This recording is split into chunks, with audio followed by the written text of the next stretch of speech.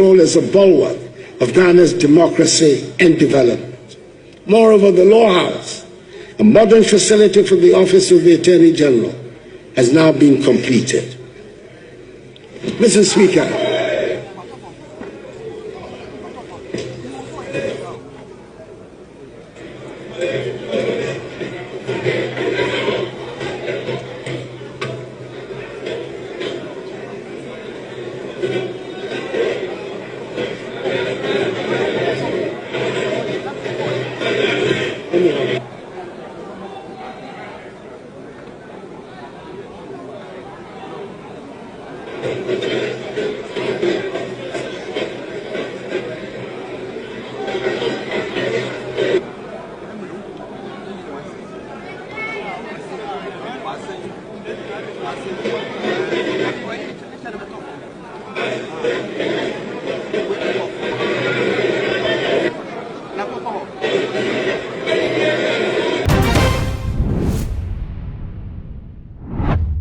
Ebushamu akwaba about to Maji age and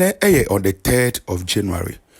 You run na Akufo-Addo Emma the State of the Nation's address or Parliament. Now, as a matter of fact, Abra and Addo egusu all can no. One who say the bodyguard waiting for all this time obey president no wa collapse wonichi. Na ama for air cancer MP. Subscribe page ni me adomano so. Send me upload bi aso na usabit me aka. Ma rain fin so be follow me. All the other social media platforms so. Ebusia me no ka say ye nua Captain Smart are responding as a matter of fact what to ja rough e dia manana Akufo-Addo chese ni ato ni bodyguard no odi se to no pa na Addo nipa bone for na ebusia ye beka ya enche ye bia afi mu ani hu se na Akufo-Addo etu kwankwa abrochire one ne personal secretary eko abrochire na Asante Bedietu omutu kwan ne kwaje se yare akobo Bedietu ewa abrochire me no kai say up to now Bedietu nsam beduru Ghana se wewu se owo nyankwa yenim ni eko amanfo adwenche na eba now and nanso Addo wo parliament our the State of the Nation's address the bodyguard our ye a fit man and so etwahwe role as a bulwark of Ghana's democracy and development. Moreover, the Law House, a modern facility for the Office of the Attorney General, has now been completed. Mr. Speaker,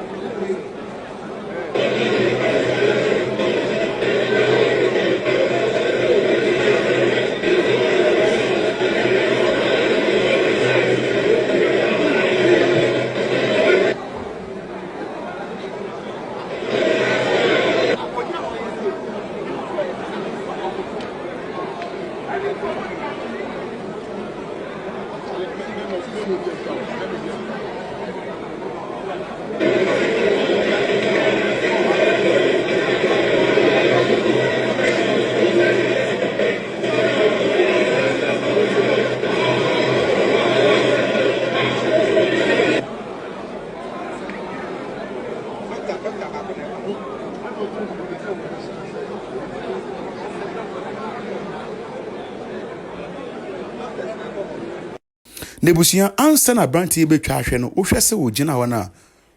abra na wo gina wona ohun se na opopo o gina yie de di kan na eche na hyere no osomu odi kan somu ana fe ne nsa no nso no hu se okura de no na yesa de na okura no on balance yi emuna na hu se otwahweye ebusua asemi a ato na Addo personal bodyguard eya asemi hia pa e wo se Ghana for eni kon free se enye easy se president bodyguard betwa hwesa na ebusua we see ye no ye nua Captain Smart e de na adwen kire abeto abonten a o tuja de ne we twahwe ikoi kona ko he ba matese se transfer na ko University of Ghana mahu me se nyame tua wo ka so wo jina ko fa do achi ye do kwato Bahama hospital ye say de do 37 ye say akade ni ho nti on ko UGMC o senka military for crowd 37 hwini ho oh efia me say adakato no mo de doctors de show mo certain test no kuna bi ni 37 because you say ebia we civilian now but colleague military me say bi ni ho they will do everything for you na so mo we dro no ho na ye de be ba ho na dro ni ho wo ye soldier ni a wo be wu me so me ye civilian me wu yes am fan ko UGMC Ghana for some ho nyame tua wo ka said ye sitie hwe ye friend say edan ya Mahama sisi kwam hoyi sagleme wo se wo che ye friend say ebono esunafo south and honorable Collins Dauda said entia Collins Dauda edan na omu si ye no sikera omu di si dan no more than dan ya omu si granted it wo che Collins Dauda cheno by dan esi woni de me yenko dem me papa ne wesi dama mo so we jame mame nti so na bonten mafia ene sagleme esi ho 8 years afei na obi akonta ya tam dan na cheno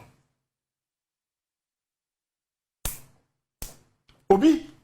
enti ya tam ya de sagleme ye push sagleme e de ache obi say so a private investor na dan na si wona private dia aban sika ya boka abobesia ye tega na foto a ye di tuaka no ye pia mo bi na me hwe Mahama na me nim so obeje nso when Captain Smart reaction adebeto abontina ebi su chese ankoyi efise onyonko da ene woda seni nsuo to eyeye no sanso na ewia so bo a ebeye won se ebusuamanfo chese na akufado na mo no bebre na enim no